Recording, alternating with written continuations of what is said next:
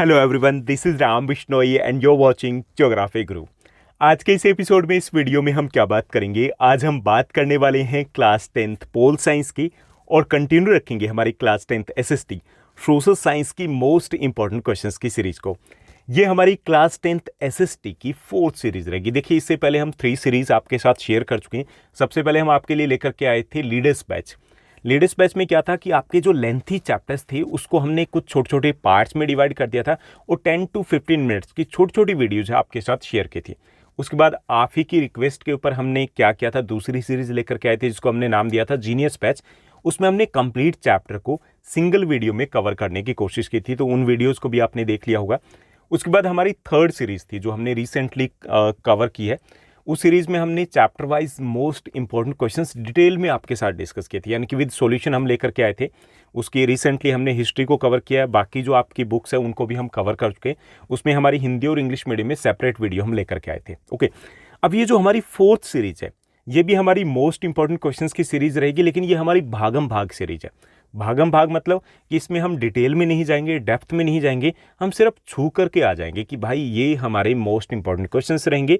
आपको सिर्फ पता होना चाहिए कि ये हमारे मोस्ट इंपॉर्टेंट क्वेश्चंस। आपको क्या करना है, आपको ये वीडियो देखना है और वीडियो देखने के बाद आपको फाइंड आउट करना है, फिगर आउट करना है कि इनमें से कौन से क्वेश्चंस है जो आपने ठीक से प्रिपेयर नहीं किए। अगर आपको ऐसा लगता है कि हाँ ये क्वेश्चन है जहाँ पे आप अटक सकते हो, लटक सकते हो, तो उसको आप अलग से नोट कर लीजिए, मेंशन कर लीजिए और उसके बाद उसी क्वेश्चन के ऊपर आप फोकस कीजिए ताकि आप अच्छे से क्विकली रिवीजन कर पाओ। उसके लिए हम इस सीरीज़ को लेकर के आए हैं और इसमें हम ट्राई करेंगे कि विद इन 2 डेज़ आपके सभी चैप्टर्स को हम इसी वे में आपके साथ शेयर कर पाएँ। ओके, आज हम क्या डिस्कस करने वाले हैं? आज का ये हमारा 2nd चैप्टर रहेगा। पोल साइंस का 2nd चैप्टर है जो हम डिस्कस करेंगे, दैट इज़ फेडरलिज्म, संघवाद। बहुत आसान सा छोटा सा हमारा चैप्टर है। तो इस चैप्टर से रिलेटेड जितने भी आपके 1 मार्कर क्वेश्चन, 2 और 3 मार्कर क्वेश्चन और 5 मार्कर क्वेश्चन है वो हम यहाँ पर आपके साथ शेयर करेंगे। Let's begin. चलिए शुरुआत करते हैं हम आज की इस वीडियो की। और सबसे पहले हम बात करेंगे इस चैप्टर से related most important 1 marker question की। इसमें हमारा जो फर्स्ट क्वेश्चन रहेगा, फर्स्ट हमारा क्वेश्चन है, what status has been given to Hindi by the constitution of India. भारतीय जो संविधान है उसके द्वारा हिंदी को क्या दर्जा दिया गया, हिंदी भाषा को क्या दर्जा दिया गया, ये हमें बताना है। देखिए, इसको official language of the country, आधिकारिक भाषा का दर्जा दिया गया। देखिए, जनरली हम क्या सोचते हैं, हम ये सोचते हैं कि Hindi is our national language, तो ऐसा नहीं है। हमारे देश की कोई भी नेशनल लैंग्वेज नहीं है, क्लियर, ऑफिशियल लैंग्वेज है। तो हिंदी क्या है, हिंदी को क्या दर्जा दिया गया? So it has been declared as a official language of the country, यानी कि आधिकारिक भाषा का दर्जा दिया गया, क्लियर। उसके बाद सेकंड जो हमारा क्वेश्चन रहेगा, ये क्वेश्चन आपके एग्जाम में काफ़ी बार रिपीट हो चुका, लास्ट 10 ईयर्स की अगर बात करें तो उसमें, what is the official post for the chairperson of municipal corporation. जो म्यूनिसिपल कॉरपोरेशन होते हैं उनके चेयरपर्सन की ऑफिशियल पोस्ट को क्या कहते हैं, यानी कि नगर निगम के अध्यक्ष के पद का आधिकारिक नाम क्या है। ओके, तो यह हमें बताना, तो वो रहेगा आपका मेयर, क्लियर। तो इसके बारे में आपने काफ़ी सुना होगा, रिसेंटली जब भी लोकल गवर्नमेंट के इलेक्शंस होते हैं तो उसके बाद जब ये इलेक्शंस होते हैं तो इसको लेकर के काफ़ी ज़्यादा हंगामा होता है। तो मेयर कहा जाता है जो नगर निगम के अध्यक्ष पद का आधिकारिक नाम है। उसके बाद नेक्स्ट जो हमारा क्वेश्चन रहेगा, 3rd क्वेश्चन है हमारा 1 मार्कर में, what are the residuary powers. जो रेजिड्यूरी पावर्स क्या होती है, अवशेष शक्तियाँ कौन सी होती है, ये हमें बताना है। ओके, तो matters and subject which are not included in the union, state and concurrent list are known as the residuary powers. देखिए, जो हमारा कॉन्स्टिट्यूशन है, कॉन्स्टिट्यूशन में जितनी भी पावर्स है, जितने भी सब्जेक्ट्स हैं, ओके, सब्जेक्ट ये वाले नहीं, आपके इंग्लिश, हिंदी, मैथ्स नहीं, वो सब्जेक्ट मतलब टॉपिक जैसे फाइनेंस है, एग्रीकल्चर हो गया, these are the subjects. Okay, तो ये जो सब्जेक्ट है इनको हमारे कॉन्स्टिट्यूशन ने 3 लिस्ट में डिवाइड किया, union list, state list, concurrent list. Union list में जितने भी टॉपिक्स होते हैं, ये टॉपिक्स आते हैं सेंट्रल गवर्नमेंट के अंडर में। It means that only the central government can make laws on these subject, वही कानून बनाएगी। जैसे डिफेंस हो गया, जैसे डिफेंस के साथ साथ अगर हम बात करें फाइनेंस हो गया, बैंकिंग हो गया, लाइक दैट, जो हमारे देश के लिए इंपॉर्टेंट है। स्टेट लिस्ट में वो टॉपिक्स आते हैं जो स्टेट गवर्नमेंट के लिए इंपॉर्टेंट होते हैं और only the state government can make laws on these subject. Concurrent में वो होते हैं जिनके ऊपर दोनों ही लॉ बना सकते हैं, ठीक। अब जो इन तीनों ही लिस्ट में अगर कोई सब्जेक्ट नहीं है वो किस में आएगा, वो रेजिडरी पावर में आएगा। Okay, so matters and subjects which are not included in the union, state and concurrent list are known as the residuary powers. उनको हम अवशेष शक्तियां बोलते हैं। वे सभी विषय जो संघ, राज्य और संवर्ती सूची में शामिल नहीं है उन्हें हम अवशेष शक्तियाँ या फिर अवशेष विषय बोलेंगे। इनके ऊपर कानून कौन बना सकता है? जो हमारी सेंट्रल गवर्नमेंट है, can make laws on these subject. इन सब्जेक्ट के ऊपर जो कानून है वो केवल सेंट्रल गवर्नमेंट ही बनाएगी। क्लियर, समझ में आ गया ना? जैसे देखिए, अगर हम बात करें, जब कॉन्स्टिट्यूशन बना था तो लगभग तो कोशिश की गई थी कि सभी सब्जेक्ट्स जो इंपॉर्टेंट मैटर्स हैं उनको हम डिवाइड कर दें, यूनियन लिस्ट में, स्टेट लिस्ट में, कोकरेंट लिस्ट में। ठीक, तो कंकरेंट लिस्ट में, यूनियन लिस्ट में, स्टेट लिस्ट में सबको कवर कर दिया गया था। लेकिन कुछ टॉपिक्स रह गए होंगे, जैसे उस वक्त कंप्यूटर नहीं था, साइबर क्राइम नहीं होते थे, तो अब ऐसे टॉपिक इसमें आएंगे, ऐसे टॉपिक आ जाएंगे जो हमारी अवशेष शक्तियाँ इसमें इंक्लूड होंगे और उनके ऊपर सेंट्रल गवर्नमेंट है वो कानून बनाएगी। उसके बाद नेक्स्ट जो हमारा क्वेश्चन रहेगा, फोर्थ जो क्वेश्चन रहेगा 1 मार्कर में, फोर्थ क्वेश्चन दिया गया, name any 2 examples of coming together federation. Coming together federation है, उसके 2 हमें एग्जाम्पल देने। देखिए, जो फेडरेशन क्या होता है, पहली चीज़ तो ये कि फेडरलिज्म क्या है। जो फेडरलिज्म, जो चैप्टर की हम बात करें संघवाद की, तो संघवाद एक प्रकार की शासन व्यवस्था होती है जिसमें सरकार के 2 या 2 से ज़्यादा सत्र होते हैं। ओके, तो federalism is a type of government and in which we have the 2 और more than 2 levels of the government. उसमें सरकार के 2 या 2 से ज़्यादा लेवल होते हैं। जैसे इंडिया की बात करें, we have the central government, then state government, then local government, हो गए ना 2 से ज़्यादा लेवल, तो हमारे यहाँ पे फेडरेशन है। अब ये जो फेडरेशन की अगर हम बात करें, तो जहाँ पर सरकार बनती थी 2 तरीके से फेडरेशन बने होते हैं। एक तो होता है कमिंग टुगेदर और एक होता है होल्डिंग टुगेदर। कमिंग टुगेदर में क्या होता है, देखिए कि कमिंग टुगेदर में कि अलग अलग इंडिपेंडेंट नेशन थे, राष्ट्र थे, आज़ाद थे, वो साथ आकर के एक संघ बना ले। जैसे मान लीजिए कि हम बात करते हैं कि इंडिया के साथ नेपाल, बांग्लादेश, भूटान वगैरह आ जाए, कहते हैं कि चलो संघ बना लें, सरकारें अलग अलग हो जाएगी, ओके, सेंट्रल गवर्नमेंट एक हो जाएगी। तो ये अलग देश थे ना, साथ आ गए, तो इसे हम बोलेंगे कमिंग टुगेदर फेडरेशन। ओके, जैसे USA, Australia, these are the example of the coming together federation. ये कमिंग टुगेदर फेडरेशन के, जैसे ऑस्ट्रेलिया की बात करें, यूएसए की बात करें, या हम बात करें वेस्ट इंडीज़ की बात करें, तो वहाँ पे क्या कि इंडिपेंडेंट राष्ट्र थे, ये इंडिपेंडेंट नेशन थे, साथ आकर के इन्होंने यूनियन बना ली, उसके कारण वहाँ पे सरकार के अलग अलग लेवल हो गए, तो उन्हें कमिंग टुगेदर फेडरेशन कहेंगे। ओके, उसके बाद दूसरा होता है होल्डिंग टुगेदर फेडरेशन। सेकंड जो हमारा नेक्स्ट क्वेश्चन है कि name any 2 examples of holding together federation, यानी कि हमें 2 एग्जाम्पल देने होल्डिंग टुगेदर फेडरेशन के, यानी कि होल्डिंग टुगेदर संघ के 2 एग्जाम्पल देने। तो होल्डिंग टुगेदर क्या होता है, देखिए कई बार जो कोई देश है काफ़ी बड़ा, जैसे इंडिया है, तो इंडिया तो सिंगल कंट्री है ना, हमने क्या किया कि अपने आप को फॉर द बेटर एडमिनिस्ट्रेशन के पर्पज से हमने राज्यों में बांट लिया। अब राज्यों की, स्टेट की अलग गवर्नमेंट है, सेंटर की अलग गवर्नमेंट है, लेवल तो बन गए ना इसमें, लेकिन नेशन कितना है, देश तो एक ही है, पहले भी एक ही था। ओके, तो ऐसे जो देश जहां पर इस कारण से एडमिनिस्ट्रेटिव रीजन के कारण सरकार के अलग अलग लेवल बन गए, तो उनको होल्डिंग टुगेदर फेडरेशन बोलते हैं, होल्डिंग टुगेदर संघ कहते हैं। इंडिया, स्पेन, पाकिस्तान, ये इसी टाइप के एग्जाम्पल है। क्लियर, तो ये रहेंगे आपके 4th और 5th क्वेश्चन। उसके बाद नेक्स्ट जो हमारा क्वेश्चन रहेगा 6th क्वेश्चन है, व्हाट इज डिसेंट्रलाइजेशन। सत्ता का विकेंद्रीकरण क्या होता है, ये हमें बताना है। When the power is taken from the central and the state government and given to the local government, that is known as the decentralization। देखिए, सेंट्रलाइजेशन होता है एक व्यक्ति के पास आना, डिसेंट्रलाइजेशन का मतलब शक्तियों का बंटवारा होना, विकेंद्रीकरण करना, यानी कि केंद्रीकरण का उल्टा हो गया। तो जब केंद्र और राज्य सरकार से शक्तियां लेकर के स्थानीय सरकार को, लोकल गवर्नमेंट को दी जाती है, तो उसे हम बोलते हैं डिसेंट्रलाइजेशन ऑफ पावर। देखिए 1992 में इंडियन गवर्नमेंट ने क्या किया था कि जो कॉन्स्टिट्यूशन में अमेंडमेंट किया था, उसके बाद कुछ पावर्स जो लेकर के स्टेट गवर्नमेंट से और सेंट्रल गवर्नमेंट से लेकर के लोकल गवर्नमेंट को दी गई थी, तो उसको बोलते हैं हम decentralization of power. When the power is taken away from the central government and the state government and is given to the local government, तो उसको हम बोलते हैं decentralization of power. Okay, now let's move to the next one. Next हमारा रहेगा 7th question है। 7th हमारा question रहेगा, व्हाट इज फेडरलिज्म। फेडरलिज्म क्या है, संघवाद क्या है, ये हमें बताना है। Federalism is a system of government having 2 और more than 2 levels of government.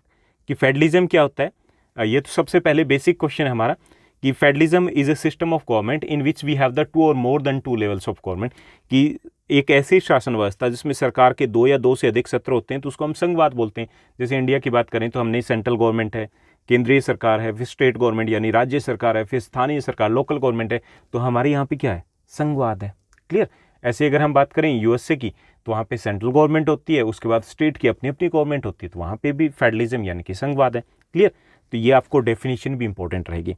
उसके बाद नेक्स्ट जो हमारा क्वेश्चन रहेगा, नेक्स्ट क्वेश्चन देखिए, एक यहाँ और चीज़ मैं बता दूं कि इसमें होता है यूनिटरी फॉर्म ऑफ गवर्नमेंट भी होती है, एकल सरकार भी होती है, जो इसके ऑपोजिट होती है। जहाँ पर केवल एक ही लेवल होता है ना गवर्नमेंट का, तो उसको हम यूनिटरी फॉर्म ऑफ गवर्नमेंट बोलते हैं। जैसे नेपाल, श्रीलंका, तो छोटे छोटे पिद्दी से देश हैं, यहाँ पे अलग अलग स्टेट थोड़ी होंगे, तो यहाँ पर यूनिटरी फॉर्म ऑफ गवर्नमेंट होती है। क्लियर। उसके बाद नेक्स्ट जो हमारा क्वेश्चन रहेगा, 8th क्वेश्चन है हमारा, how many languages are listed as the schedule language by Indian constitution. हमारे जो संविधान है उसके द्वारा कितनी भाषाओं को अनुसूचित भाषाओं की सूची में शामिल किया गया है, तो उसमें है 22 लैंग्वेज, यानी कि 22 भाषाएं हैं, जो हम यूँ कह सकते हैं कि these all are the official language हमारे देश की। आप में से कोई भी किसी भी इन 22 लैंग्वेज में से एग्जाम दे सकता है, स्टडी कर सकता है, सारा अरेंजमेंट गवर्नमेंट करेगी। ओके। जैसे श्रीलंका में हमने देखा था कि Sinhala language was declared as the only official language, अपने यहाँ पे ऐसा नहीं है। अपने यहाँ पे 22 language are declared as the schedule language, इनको डिक्लेयर किया गया। ये क्वेश्चन 2 टाइप से पूछ लिया जाता है, कई बार पूछा जाता है कि हिंदी के अलावा, एक्सक्लूडिंग हिंदी, तो तब हमारा आंसर 21 लैंग्वेज हो जाएगा। अगर इंक्लूडिंग हिंदी की बात हो रही है तो ये 22 लैंग्वेज होगी, हमारी 22 भाषाएं होगी। उसके बाद नेक्स्ट जो हमारा क्वेश्चन रहेगा, 9th जो क्वेश्चन है, what is the unitary form of government. Okay, ये ऊपर हमने जैसे बात की थी कि ये जो संघात्मक सरकार होती है उसका उल्टा होता है, एकात्मक शासन व्यवस्था की होती है। A system of government having only one language of government is known as the unitary form of government, कि एक ऐसी शासन व्यवस्था जिसमें सरकार का केवल एक ही सत्र होता है, तो उसे हम एकात्मक शासन कहते हैं। ठीक, समझ में आ गया। जैसे श्रीलंका, नेपाल की बात करें, भूटान की बात करें, तो वहाँ पे यूनिटरी फॉर्म ऑफ गवर्नमेंट है। उसके बाद 10th जो हमारा 1 मार्कर क्वेश्चन रहेगा, 10th क्वेश्चन दिया गया, व्हाट इज पंचायती राज। पंचायती राज क्या है, पंचायती राज व्यवस्था से आप क्या समझते हैं, हमें बताना है। The rural local government is known as the panchayati raj. जो रूरल लोकल गवर्नमेंट होती है उसको पंचायती राज भी कहा जाता है। तो सेम है, जैसे लोकल गवर्नमेंट होती है, अर्बन लोकल गवर्नमेंट होती है और रूरल लोकल गवर्नमेंट होती है। जो रूरल लोकल गवर्नमेंट होती है तो उसको पंचायती राज बोलते हैं। ओके, क्योंकि उसमें गांव में पंचायत बनती है, ग्राम पंचायत बनती है, उसके थ्रू फिर गवर्न किया जाता है। उसके बाद नेक्स्ट जो हमारा क्वेश्चन रहेगा, 11th क्वेश्चन है, व्हाट इज कोलिशन गवर्नमेंट। गठबंधन सरकार क्या होती है, हमें बताना है कि when many political parties come together to form a government that is known as the coalition government. कि देखिए सरकार बनाने के लिए मेजोरिटी चाहिए, मेजोरिटी मतलब 50% + 1 इतनी सीट चाहिए। ठीक, जैसे अगर हम दिल्ली की अगर बात करें स्टेट असेंबली की, तो यहाँ पे 70 सीट है, तो मेजोरिटी के लिए कितनी चाहिए, 50% + 1 यानी कि 36 सीट चाहिए। मान लीजिए किसी एक पॉलिटिकल पार्टी को मेजोरिटी नहीं मिलती, तो कई बार कुछ पॉलिटिकल पार्टी साथ आकर के गवर्नमेंट बना लेती है, तो उससे हम उस गवर्नमेंट को बोलते हैं कोलिशन गवर्नमेंट। कि जब राजनीतिक दल साथ मिलकर के सरकार बनाते हैं तो उससे हम गठबंधन सरकार बोलते हैं। काफ़ी सारे स्टेट में इसी टाइप की जो कोलिशन गवर्नमेंट चलती है। क्लियर। उसके बाद नेक्स्ट जो हमारा क्वेश्चन रहेगा 1 मार्कर में, मोस्ट इंपॉर्टेंट इस चैप्टर से रिलेटेड, वो रहेगा हमारा 12th question, which was the first linguistic state of India.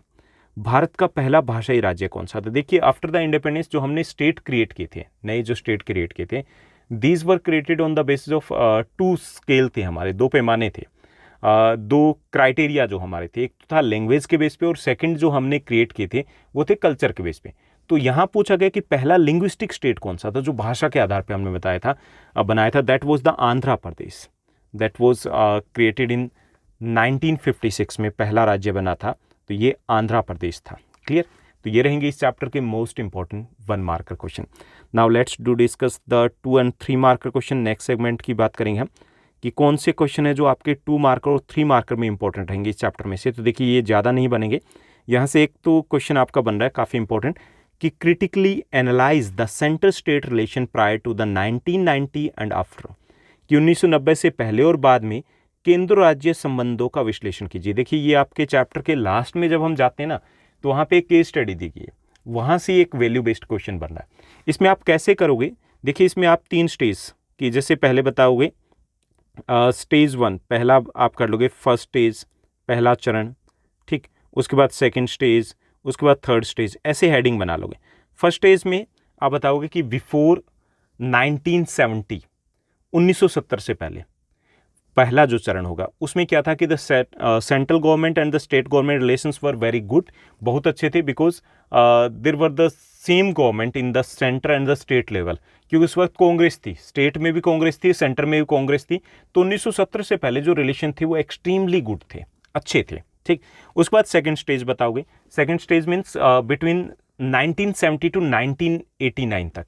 यहाँ पे क्या था कि जो रिलेशनशिप थे they were not so good between the central government and the state governments, because in many states there were the government of the regional political parties की government बननी शुरू हो चुकी थी और सेंटर में कांग्रेस की ही गवर्नमेंट थी, तो वहाँ पर रिलेशनशिप थे वो लिटिल बिट अच्छे नहीं थे, यूँ कह सकते हैं कि तनाव था उसमें।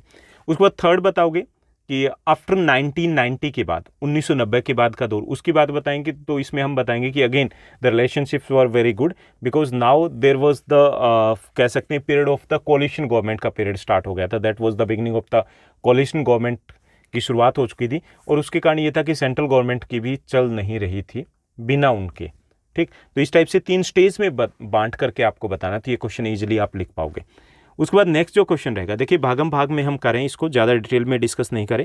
उसके बाद नेक्स्ट रहेगा आपका कि describe in brief the language policy of India. India की जो लिंग्विस्टिक पॉलिसी है, भाषा नीति, उसके बारे में आपको बताना है। ये भी 3 मार्कर में आ सकता है, तो आप बताओगे कि लिंग्विस्टिक पॉलिसी की बात करें तो जो मेन फीचर्स है वो क्या है। पहले ये कि we haven't declared any language as the national language, हमने किसी भी भाषा को राष्ट्रीय भाषा का दर्जा नहीं दिया है। Okay, second, we have declared 22 language as our schedule language, हमने 22 लैंग्वेज को शेड्यूल लैंग्वेज का दर्जा दिया। ओके, तीसरे पॉइंट में आप बताओगे कि स्टेट जो गवर्नमेंट होते हैं they have the power to declare their own official state language, कि स्टेट गवर्नमेंट को हमने पावर दी कि वो अपनी राज्य भाषा किसी और को भी डिक्लेयर कर सकते हैं जो उनको मन करे। ठीक, चौथी चीज़ हमने क्या किया, फोर्थ हमने ये किया है कि we have adopted the 3 language formula, त्रिभाषा फॉर्मूला उसको अडॉप्ट किया है। It means that for a student की अगर बात करें, it is compulsory to study a local language, जो वहाँ की वर्नाकुलर लैंग्वेज है, मदर टंग है उसको, प्लस हिंदी और इंग्लिश, 3 लैंग्वेज को पढ़ना जरूरी है। तो ये लैंग्वेज पॉलिसी हमने अडॉप्ट की है, किसके लिए, ताकि लैंग्वेज के बेस पर किसी भी टाइप का कोई कन्फ्यूजन ना रहे, कोई कन्फ्लिक्ट वगैरह क्रिएट ना हो पाए। ओके, तो ये 3-4 पॉइंट आप लिख दोगे तो इसमें हमारी लिंग्विस्टिक पॉलिसी हो जाएगी। उसके बाद नेक्स्ट जो हमारा 3 मार्कर में क्वेश्चन पूछा जा सकता है, 3 और 2 मार्कर में, वो रहेगा explain the 3-fold distribution of the legislative powers the union government between the union government and the state government, कि हमारी जो केंद्र और राज्य सरकार के बीच में 3 स्तरीय विधायी शक्तियाँ हैं उनके बंटवारे को हमें बताना है। देखिए कि कैसे यहाँ पे शक्तियों का बंटवारा किया गया, तो इसमें आपको क्या बताना है, वही जो हमने ऊपर डिस्कस किया था कि according to our constitution the power has been divided to the 3 list, 3 list में डिवाइड की गई है। तो इसमें सबसे पहले आप यूनियन लिस्ट बताओगे। इन यूनियन लिस्ट की अगर बात करें तो at present we have more than 100 subject, 101 subject है यहाँ पे, और इन सब्जेक्ट के ऊपर ओनली सेंट्रल गवर्नमेंट है वो कानून बना सकते हैं। Only central government can make laws on these subject and these are important for the entire nation, such as the finance, such as the defence, okay, railways, currency, banking etcetera, वो इसमें आ जाएंगे। उसके बाद सेकंड बताओगे state list. State list की बात करें तो at present 61 subjects are there in the state list, 61 subjects है स्टेट लिस्ट में, और only state government can make laws on these subject, जैसे एग्रीकल्चर हो गया, पुलिस हो गया, जो स्टेट गवर्नमेंट के लिए इंपॉर्टेंट है। तीसरी जो लिस्ट है वो कंकरेंट लिस्ट है। कंकरेंट लिस्ट की बात करें तो एट प्रेजेंट 52 सब्जेक्ट है उसमें। ठीक, जो these are important for both the government, दोनों गवर्नमेंट के लिए इंपॉर्टेंट है, जैसे एजुकेशन हो गया, हेल्थ हो गया, दोनों के लिए इंपॉर्टेंट है, और इसमें both government can make laws on these subject, दोनों सरकारें ही कानून बना सकते हैं। But if there is any confusion अगर रहता है तो the law made by the central government will prevail, यानी कि सेंट्रल गवर्नमेंट ने जो कानून बनाया वो प्रिवेल करेगा। ओके, तो वो कॉन्करेंट लिस्ट हो जाएगा। फिर फोर्थ में आप बता सकते हो कि there is a residuary powers also there, अवशेष सूची भी है कि कोई भी सब्जेक्ट उनमें रह गया, भूल चूक लेनी देनी, तो वो इसमें आ जाएगा और इसके ऊपर भी केंद्रीय सरकार कानून बनाएगी। तो वो सब कुछ आपको इस तरीके से लिखना है। ठीक, तो ये भी इंपॉर्टेंट रहेगा आपके लिए। ये अलग से भी पूछा जा सकता है कि write a short note on the union list, state list और the concurrent list. Okay, 2 marker के लिए भी रेडी रहोगे। उसके बाद अगर हम बात करेंगे लॉन्ग आंसर टाइप क्वेश्चंस की, तो वो ज़्यादा नहीं बनेंगे इस चैप्टर से भी, क्योंकि ये इतना बड़ा चैप्टर नहीं है, लेंथी नहीं है, क्लियर से रहेंगे। फर्स्ट है how you can say that India is a federal country, और एक्सप्लेन की फीचर्स ऑफ फेडरलिज्म। आप कैसे कह सकते हो कि भारत एक संघीय देश है, या संघवाद की विशेषताएं बताइए। तो एक ही बात है, तो इस टाइप से पूछा जा सकता है। तो हमें बताना है जो फेडरलिज्म है उसके फीचर्स बताने हैं, कि पहले बता दो कि फेडरलिज्म क्या होता है, संघवाद क्या होता है, कि it is a type of government in which we have the 2 और more than 2 levels of government, कि सरकार के 2 या 2 से ज़्यादा सत्र होते हैं। जैसे इंडिया की बात करें, central government, state government, then the local government. Okay, पहला ये बता दोगे। उसके बाद हम बताएंगे कि जो फेडरलिज्म होता है उस फेडरलिज्म में और क्या कुछ होता है। इसमें फेडरलिज्म की बात करें तो all levels of the government they govern the same set of citizen. सभी जो सरकारें हैं नागरिक एक ही रहते हैं, उनके सिटीजन। जैसे हम दिल्ली वालों की अगर बात करें तो हम दिल्ली गवर्नमेंट के, लोकल गवर्नमेंट के और इंडियन गवर्नमेंट के सबके सिटीजन हैं। ओके, तो सेम सिटीजन सेम ही होते हैं। उसके बाद east level of government they have the separate powers इनकी सेपरेट होती है हर सरकार की। जो सोर्स ऑफ रेवेन्यू होता है, आय के साधन होते हैं हर सरकार के अलग अलग होते हैं। जुडिशरी होती है वो सिंगल होती है। ओके, और कॉन्स्टिट्यूशन होता है वो सिंगल होता है मोस्टली। यानी कि इस टाइप की चीज़ें आपको बताना है, जो हम डिटेल में नहीं जा रहे, तो ये आपको समझ लीजिए कि तैयार करना है कि फीचर्स कौन से होते हैं। इंपॉर्टेंट क्वेश्चन रहेगा। उसके बाद explain the advantage of the decentralisation. ये भी एक वैल्यू बेस्ड क्वेश्चन बनेगा कि डिसेंट्रलाइजेशन क्या होता है। देखिए, जैसे लोकल गवर्नमेंट को पावर दी जा रही है तो इससे क्या हो रहा है ये हमें बताना है। इसमें बताना है कि जो लोकल पीपल है they can take the better decisions, वो बेटर डिसीजन ले सकते हैं कि उनको क्या चाहिए। Okay, second, this is the very base of the democracy. Democracy का एक बेस यही है, क्योंकि डेमोक्रेसी क्या कहती है कि लोगों की सरकार है, लोगों की सरकार है तो भाई लोगों को पावर दीजिए। Okay, people get the training, इससे लोगों को ट्रेनिंग भी मिलती है। It is very helpful in reducing the corruption, भी इससे कम होता है। ओके, इससे यूँ भी कह सकते हैं कि more people can involve in the decision making process में ज़्यादा लोग है वो इन्वॉल्व हो पाते हैं, लाइक दैट। तो ऐसे कुछ आपको एडवांटेज बताने हैं। क्लियर। उसके बाद थर्ड जो हमारा मोस्ट इंपॉर्टेंट क्वेश्चन रहेगा, लास्ट रहेगा, वो है कि what changes were made by the constitutional amendment of 1992 in local government. देखिए 1992 में जो कॉन्स्टिट्यूशनल अमेंडमेंट था उसने लोकल गवर्नमेंट में बहुत सारे चेंज किए थे। Earlier the local government was less effective, अब बहुत इफेक्टिव हो गई। क्या किया गया था कि फर्स्ट जो चेंज किया गया था कि जो state election commission was appointed under this amendment, state election commission है वो अपॉइंट किया गया था, and state election commission was given the responsibility to conduct the free and fair and regular local elections. जो लोकल गवर्नमेंट के elections है कि वो फ्री एंड फेयर और रेगुलर इंटरवल पर करवाएं, इसके लिए उनको अपॉइंट किया गया था। पहले ऐसे होता ही नहीं था भाई, टाइम वाइज कभी 5 ईयर्स में इलेक्शन होते थे, कभी 10 में, कभी बोल ही जाते थे। तो पहला ये किया गया था। सेकंड किया गया था reservation, 1/3 reservation was given to the females, females के लिए, वीमेन के लिए 1/3 रिजर्वेशन दी गई थी। Reservation was given for the SC ST and OBC के लिए रिजर्वेशन दी गई थी। Many powers were taken from the central, state government से कई सारी शक्तियाँ लेकर के लोकल गवर्नमेंट को दे दी गई थी। Separate source of revenue was fixed for the local government को separate source of revenue fix कर दिया गया था। तो ये सब कुछ हुए थे 1992 के जो कॉन्स्टिट्यूशनल अमेंडमेंट पे। ओके, तो ये रहेंगे आपके इस चैप्टर के मोस्ट इंपॉर्टेंट 5 मार्क के क्वेश्चन, इनको भी एक बार अच्छे से देख लीजिएगा। तो ये था हमारा एक छोटा सा वीडियो जिसमें हमने भागम भाग में बात की कि कौन से क्वेश्चंस है जो आपके लिए इंपॉर्टेंट रहेंगे। देखिए हमने डिटेल में भी एक सीरीज़ लेकर के आ चुके हैं, जिसमें जैसे आपके हिस्ट्री की बात करें, आपके जियो की बात करें, पोल साइंस की बात करें, आप सर्च कीजिएगा, प्लेलिस्ट में जाइएगा class 10th SST most important questions. तो उसमें हमने डिटेल में भी डिस्कस किया, सॉल्यूशन को लिख करके भी दिया। ठीक, तो वहाँ पे जाकर के अगर आपके पास टाइम है तो वहाँ पे भी आप तसल्ली से देख सकते हो कि लिखना कैसे, कितने पॉइंट्स में लिखना है, किस तरीके से हेडिंग बनानी, लाइक दैट। तो अगर आपको ये वीडियो अच्छा लगा तो इस वीडियो को लाइक कीजिएगा, शेयर कीजिएगा और एक छोटा सा कमेंट भी ज़रूर कीजिएगा। आज के लिए बस इतना ही। Thank you, bye bye, have a nice day.